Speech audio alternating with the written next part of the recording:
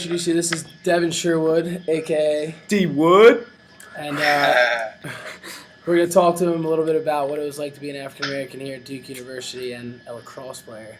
He graduated in 2010. I'm correct. Yep, that's correct. National champion. You know it. All right, so Tanner's here with the first question. All right. All right. So, can you tell us when you graduated from Duke and where you are living and working right now? I graduated from Duke in 2009, and then I got my master's in 2011 from Duke as well. Work at Monumental Sports Entertainment for the Washington Wizards and Capitals in their front office. Awesome. Good stuff. All right, Kyle. What was it like being an African American student here at Duke University? It was. I thought we had a good representation of African American students at Duke. I think the percentage of students at Duke are 10% out of the population, but Duke does a really good job of having a number of minorities, not only African Americans, but they have a number of representation from Latinos to Native Americans to obviously there's a big Asian faction in Duke University right now. So I think I had a pretty good experience. At times, similar to other cultures and races, they sometimes stick to each other. However, you do have students out there that do reach out and then dive into different social circles, and lacrosse enabled me to do that. It was an easy outlet for me to do that. So I had friends from all across the racial spectrum and ethnic spectrum, from Asian, Latino to white students to black students. So my experience as an African American student at Duke, I think, was a little bit different with regards to how my freshman year went. But overall, I thought that I was able to take advantage of everything I needed to take advantage of at Duke, concerning at least being social with different factions and different groups on campus. Awesome. All right. Well, then, could you also elaborate on why you chose Duke? Of all the schools in the country, why you chose Duke? I chose Duke because I felt the number one issue with coming to college and figuring out where I felt I would be comfortable at would be exactly that. I just wanted to feel like I was comfortable wherever I went for 4 years. If you're going to go somewhere for 4 years, you might as well be comfortable there. And I think the combination of athletics and academics was second to none at Duke University. Both my parents went to school there at some point in time. I was familiar with the campus.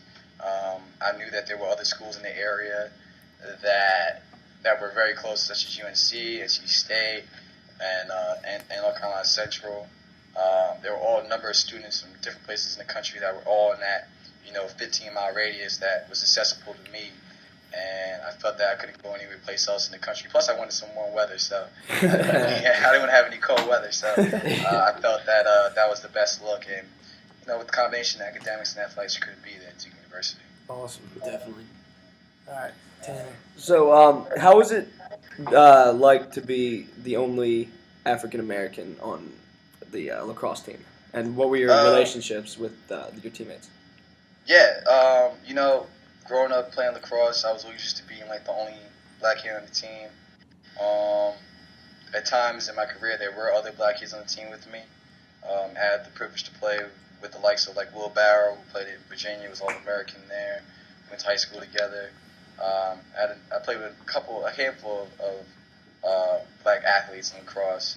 But usually I was usually one of the few with the token guys. So in high school was fine. Didn't really have a great experience socially. My teammates were cool, but we didn't hang out together or anything like that in high school. But in Duke, the teammates were so open and accepting to whatever I brought to the table. They knew that, that I was not only happy to be a part of the team, but everybody else was happy to be a part of the team. We were all just trying to get along with each other. So obviously we're at Duke for a reason, whether it be we're highly skilled at what we do or we're just smart enough to be there. So, it's a certain kind of athlete at Duke, and I was very accepted on the team, and I had a great time. Obviously, at points in time, sometimes I use my blackness against against my teammates to make them feel uncomfortable if I could. Every once in a while, I would just try to do something. But other than that, though, man, I mean, I just kept it real whenever I could, and I didn't change how I felt or how I acted for whatever reason. Cool. And for that reason, that's why I fit in, because everybody did the same thing too. I mean, you guys know that, as freshmen, you got some certain duties you have to do, but it seems at the time, you're accepted. You have a voice, you can say whatever you want to say, because that's the way the team is going. That's the way we run. So, hold on, let me actually turn this piece of thing off because this oven will not stop. You're good.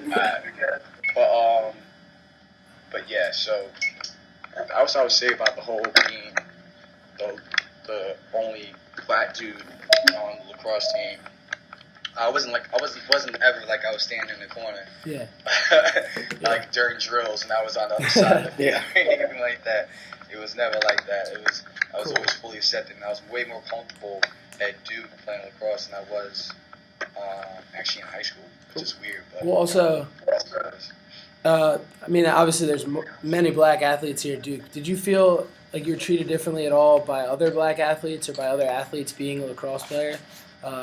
Whereas, you know what? I mean, I had a lot of friends that played other sports, and I would go out with them, and let's say they were recognized as players, and we'll be out having a good time. And then people will come to me like, "Hey, can I get a picture?" I'd be like, "Sure, but I don't play basketball." Sometimes I spend along with the show. But with regards to other athletes, no, they totally respected me and what I was doing. It's not a secret of the success that the program's had over the past decade at Duke. And I mean, I like to think that we're highly respected in what we do on the field. We got some support from other athletes, and I think a lot of times other athletes, black athletes, when I told them I played lacrosse, they'd be like, "Oh wow!" Like they knew what it was. They'd be like, "Oh man, like how'd you get to that?" Like it was like an interest rather than, "Oh what?" Like huh? Like and then questioning my blackness. Like it was never like that, because more often than not, they would know who I was before we even got to the whole lacrosse situation. So with regards to how that happened and what happened, with regards to what they felt about me when they figured it out, it was nothing but love. cool. Particularly with the whole thing, they totally respected it. It wasn't anything where they looked down on me because we play lacrosse. It's not really a sport. They were totally into it. All right. Well, then on kind of a touchier subject, we don't want to go into details about what happened in 2006. Obviously, it's well known, the alleged case that developed in 2006. But can you describe what it was like just to be not only an African American just at Duke University during this time period, but also a lacrosse player, member of that team, and just overall how you felt about the whole situation and how you were treated, if anything changed or not? Yeah, what I can say about that is that, it was like a movie. Best way to describe it. It was tough. I'm not going to lie to you and say it wasn't. It was a rough time. It was a rough time not only for me, my teammates as well. And I was particularly put out there because I was the black guy on the team with the administration that was surrounded by race, sex, class, and the whole nine gave out a lot of different outlets. But it was tough. It was like a movie. Best way to describe it. I mean, you wake up in the morning, you think it's not real, but it is. It's really real, and it's out there, and people are trying to make it into a fireball storm, and it's tough. So that was the best way to describe it.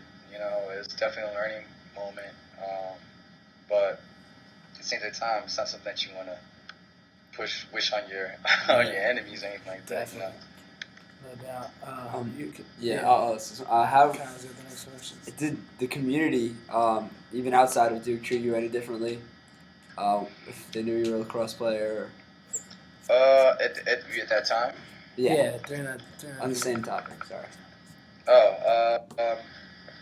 Yeah, if you were a Duke student at the time, it wasn't necessarily a good idea to wear a Duke hoodie at Northgate or anything like that. If you go into the mall or out doing different things, you would be good with just a regular T-shirt. Don't wear anything to be associated if you want to step off campus.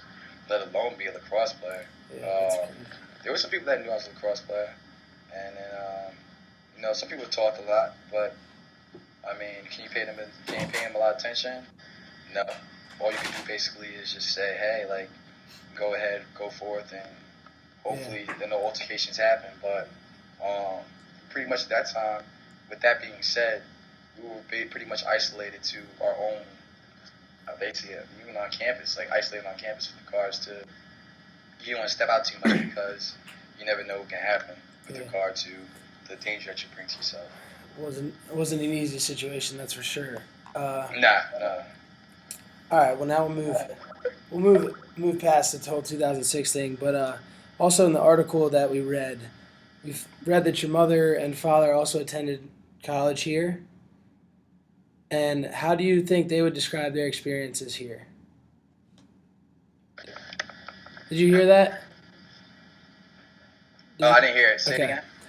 So in the article we also read from ABC News, we read that your father and mother also attended college here. How do you think they would describe their experiences here? Have they ever talked to you about that? Do you think it was similar to your experience, or was that something that factored into your decision? I think they enjoyed it. I don't think they would have. When I came to college, I wasn't really pressed to go to Duke or anything like that. I mean, I really didn't think about that at all. I was stuck in college, even though I didn't want. I was stuck in high school, even though I didn't want to be in high school again.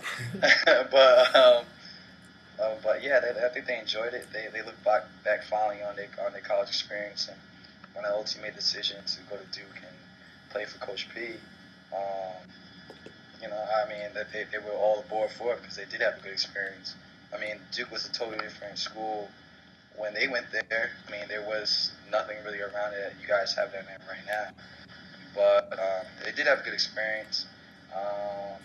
My dad pretty much stayed in contact with a couple of his teammates throughout the years, and he was pretty good friends with Coach P. And I think he actually coached there. He actually coached at Duke for 1 year. Yeah, it says. Like as a grad assistant too. In the article, it says that your dad Charles was believed to have been Duke's first black lacrosse player. Have you talked specifically about playing lacrosse there with him, or like what his experience was? His experience was much different than any of our experiences because the team was good on some years, and other years they weren't that good.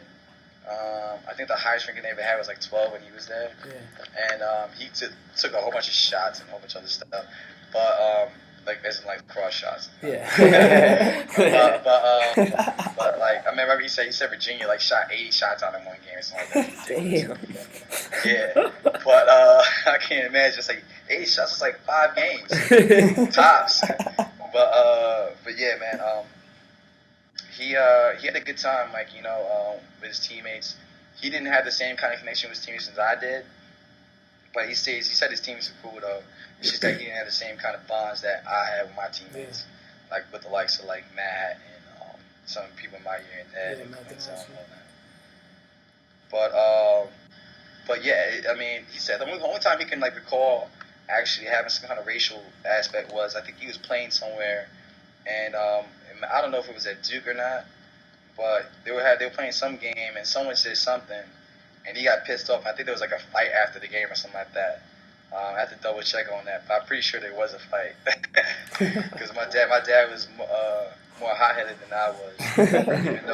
even though when I get hot headed it's over, it's a wrap. But he was definitely more hot headed than I was. So awesome. He definitely got into a fight after the game. But other than that, though, I think that he only said we had one experience where there was some kind of racism involved when he was playing. So, I mean, that was his experience. But overall, my parents had a great time. My mom went there for grad school, and she was in the books, and my dad was there for undergrad. So they both had a good time. Cool. All right. Well, that's all we have for you right now. We appreciate you for doing this. Tanner, you want to say anything? No, just thank you. Thank you for taking the time. Thanks a lot. Oh yeah, man, no problem. You know what I mean? If anything pops up, whatever, y'all need anything, let me know. I can shoot y'all a message or write something to y'all. If you need anything, for sure. Please don't hesitate. You know what I mean? I'm here for y'all, so it's part of the whole network, and that's what it's all about. All right, thanks, D-Wood. Yeah, man. Oh yeah, but I saw y'all the other day. I saw y'all the other day working it against Cuse. Yeah.